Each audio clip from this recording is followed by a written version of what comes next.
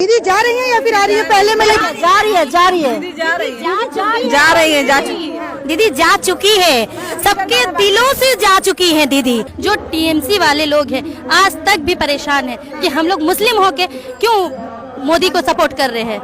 तो मुस्लिम महिलाएं कहीं ना कहीं पीछे रह गई हैं। हाँ, अब सामने आने का टाइम आ गया। किसकी वजह से आप लोग सामने आए? मोदी जी की वजह से। किसकी वजह से? मोदी जी ने ऐसा क्या कह दिया आप लोगों को जो सामने कुछ दे दिया, हम लोग को सबर दिया, हम लोग खुल के निकला। एक कहावत आपने सुनी होगी, राजा की जान सोने की चिड़िया में बसती है। उसी तरीके से ममता बनर्जी की जान भी मुस्लिम वोटर्स के बीच में बसती थी। लेकिन इस बार कहीं ना कहीं ऐसा लग रहा है, माहौल को देख के ऐसा लग रहा है कि प्रधानमंत्री मोदी जी ने मुस्लिम वोटर्स पे अपनी बहुत अच्छी खासी पकड़ बनाई है। लेकिन ये सब बोलने से पहले हम लोग मुस्लिम बहनों से जानेंगे, मुस्लिम पुरुष से जानेंगे कि क्या इस बार प्रधानमंत्री मोदी सेंध लगाने में कामयाब हुए कि नहीं हुए। आपसे शुरुआत करेंगे, नाम बताइए अपना। क्या? मुनीरा बेगम। ठीक है मुनीरा जी, एक बात बताइए, क्या इस बार प्रधानमंत्री मोदी जी ने लोगों को मतलब कहते हैं ना कि अपने तरफ करने की कोशिश की, तो वो हुआ कि नहीं हुआ पूरा? वो बिल्कुल पूरा हो चुका है। क्योंकि मोदी जी हम लोगों के लिए बहुत कुछ कर चुके हैं और अभी तक हमारे लिए जो बंगाल की दीदी ने नहीं सोचा वो मोदी जी ने सोच लिया है। तो और क्या कहेंगे, हम लोग सब मोदी जी के लिए ही हैं यहाँ पे। आपने कहा कि आप सभी लोग जितनी भी यहाँ पे बहनें हैं कुछ कैमरे से छुप करके इस तरफ भी खड़ी हैं, ठीक है, लेकिन मैं ये बात पूछना चाहूंगी, मोदी जी ने ऐसा क्या किया जो आप लोग इतनी मंत्रमुग्ध हो गई उनके? पहला तो है सबसे बड़ी बात, जो वो 3 तलाक के लिए जो फैसला लिए हैं वो आज तक दीदी ने कभी नहीं सोचा है कि हम दीदी के मतलब बंगाल में रहते हैं, हम वेस्ट बंगाल में रहते हैं, दीदी ने आज तक नहीं सोचा है। लेकिन मोदी जी तो हमारे यहाँ रहते भी नहीं है, वो हमारे लिए इतना कुछ सोच रहे हैं। तो आगे जाके अगर मोदी सरकार बनेंगे बंगाल में तो वो क्या क्या करेंगे वो अभी से पता लग चुका है। ठीक है, मतलब 3 तलाक एक बड़ा मुद्दा महिलाओं के, मुस्लिम महिलाओं के बीच में। अच्छा, ममता बनर्जी 3 तलाक का विरोध भी करती थी। वो जब उस समय मामला आया तो उस समय 3 तलाक विरोध भी करती थी। तो क्या आपको क्या लगता है मुख्य कारण क्या था कि विरोध वो करती थी? विरोध हो करती थी मतलब उन्होंने सही तरह से उन्होंने हमेशा मुस्लिम और हिंदू भाई बहन के बीच दरार रखने की कोशिश किए हैं। क्योंकि वो जब कभी देखते हैं वो दुपट्टा डाल के आ जाते हैं कई सभा पे, वो कभी लगते हैं मुस्लिम तो कभी बन जाते हैं, कभी मंदिर में चले जाते हैं। तो वो हमेशा 2 भाई बहन के बीच, जैसे कि हिंदू मुस्लिम हम भाई बहन हैं, तो हमारे भाई बहन के अंदर अगर कोई दरार पैदा करे तो हमें अच्छा नहीं लगेंगे और उसे वैसे इंसान को हम पसंद नहीं करेंगे। ममता बनर्जी मतलब हिंदू और मुसलमान के बीच में लड़ाई लगवाती रही और इतने सालों से जीतती भी रही उन सब चीजों को लेकर। वो जीतती नहीं रही है क्योंकि वो उनका जो वोट था वो लिया जा रहा था जबरदस्ती से, क्योंकि उनके गुंडे इतने सारे फैल गए थे कि इंसान डर की वजह से उन्हें वोट देते आ रहे हैं। वो डर की वजह से अपने वोट को देना चाहते थे भी किसी और को, लेकिन उन्हें वोट नहीं दिया जा रहा था।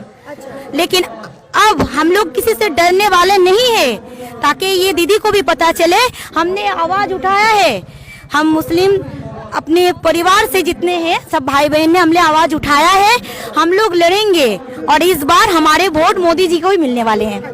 आपने कहा कि इस बार आपका वोट मोदी जी को मिलने वाला है।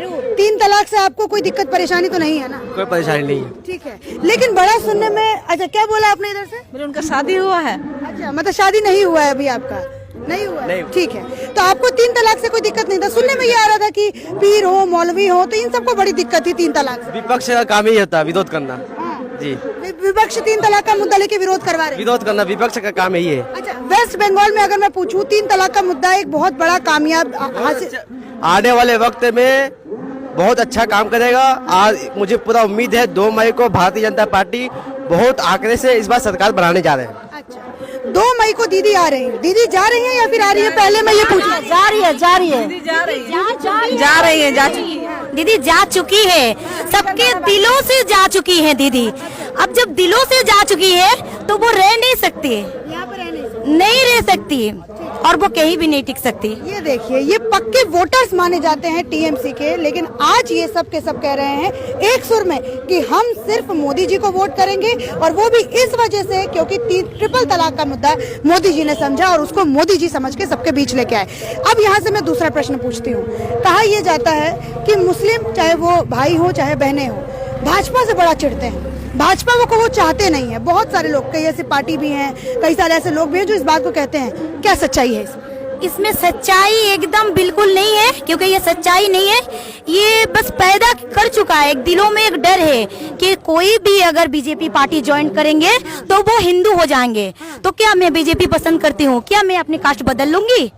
क्या मैं हिंदू हो जाऊंगी? ऐसा तो नहीं है, ऐसा तो जबरदस्ती नहीं चल रहा है। कोई भी मन से किसी भी पार्टी को वो पसंद करना चाहेंगे तो वो कर सकते हैं। और रही भाजपा की बात, तो वो सरकार है, और सरकार जिस तरह से अच्छी तरह से काम करेंगे और उन्हीं की सरकार बनेगी। क्योंकि जब मोदी जी 500 के जो बैलेंस, जीरो बैलेंस अकाउंट में जो जनधन योजना, तो उस वजह से मोदी जी सबका अकाउंट में 500 करके भेजे हैं। तो वो नहीं देखे कि कोई हिंदू है, वो मुसलमान है, वो सिख है कि ईसाई है, उन्होंने नहीं देखा। उन्हें सबके अकाउंट में गया है। घर घर सिलेंडर पहुंचाना, कौन करेंगे इतना कुछ? कौन कर सकते हैं?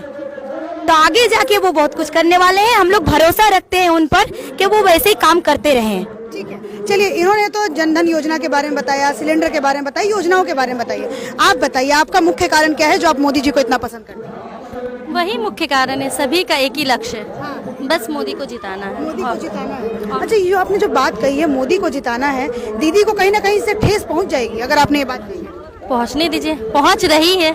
ऐसा तो नहीं है कि नहीं पहुंच रहा है, सभी को पहुंच रहा है। जो टीएमसी वाले लोग हैं आज तक भी परेशान है कि हम लोग मुस्लिम होके क्यों मोदी को सपोर्ट कर रहे हैं। तो वही कारण है कि जब जो सरकार अच्छा आएगा वही सरकार को चुना जाएगा। ठीक है, इस बार बंगाल के अंदर बदलाव देखने को मिल रहा है। हाँ, मिल रहा है, बहुत मिल रहा है। ठीक है, अच्छा, मुस्लिम वोटर्स का ये मैं एक ये जानना चाहूंगी, आपसे जानना चाहूंगी मुनीरा जी, कि मुनीरा जी आपसे मैं जानना चाहूंगी, मुस्लिम वोटर जो हैं वो इस बार भाजपा में जो जुड़े हैं, वो अगर हम महिलाओं का छोड़ दें तो पुरुष भी बहुत सारे हद तक जो है वो भाजपा से जुड़े हैं। क्या कुछ ऐसा मुख्य कारण रहा कि मुस्लिम जो वोटर्स हैं वो भाजपा के साथ जुड़े? इसलिए जुड़े हुए हैं कि वो नहीं चाहते कि उनके घर में जो बच्चे हैं वो गुंडे बने, वो तलवार लेके घूमे और उनके पॉकेट में वो क्या कहते हैं ना, गन वगैरह कुछ ऐसा वो नहीं चाहते।